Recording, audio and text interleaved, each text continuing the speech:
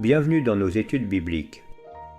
Avec cette étude 28 d'aujourd'hui, nous terminerons les clarifications sur l'immortalité de l'âme.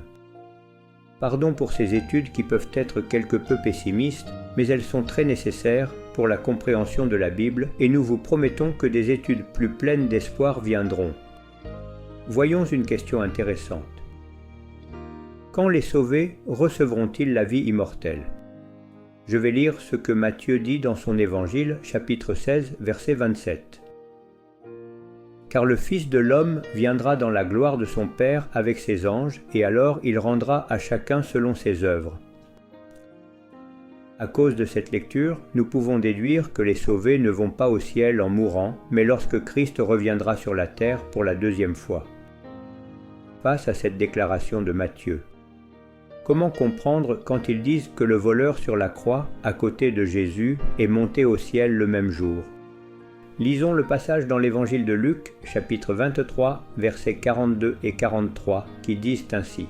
« Et il dit à Jésus, « Souviens-toi de moi quand tu viendras dans ton royaume. » Alors Jésus lui dit, « En vérité, je te le dis, aujourd'hui, tu seras avec moi dans le paradis. » Jésus n'aurait pas pu promettre au voleur crucifié avec lui de l'emmener dans la gloire le même jour, car Jésus n'est pas monté au ciel ce même jour.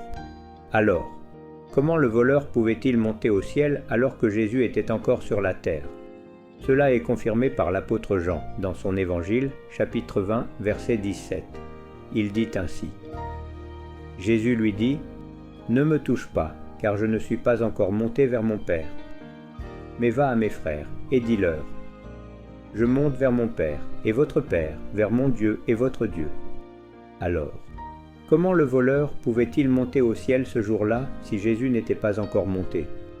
De plus, le voleur comprenait que la vie éternelle ne se reçoit pas en mourant, mais au retour du Christ. C'est pourquoi le voleur n'a pas demandé à être emmené au ciel ce même jour. Car Luc, dans son Évangile, chapitre 23 et verset 42, raconte que le voleur dit. Et il dit à Jésus, « Souviens-toi de moi quand tu viendras dans ton royaume. » La solution est la suivante. Nous savons que l'écriture juive originale était exempte de points et de virgules. Point. Donc, selon où vous les placiez. La phrase en résultait ainsi. La réponse correcte de Jésus est « Point. Je te le dis aujourd'hui. Tu seras avec moi dans le paradis. » Eh bien, nous avons terminé l'étude sur ce qu'est l'âme.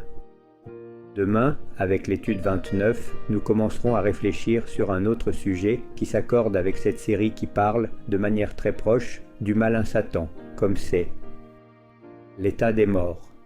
Et souvenez-vous toujours que Dieu est amour.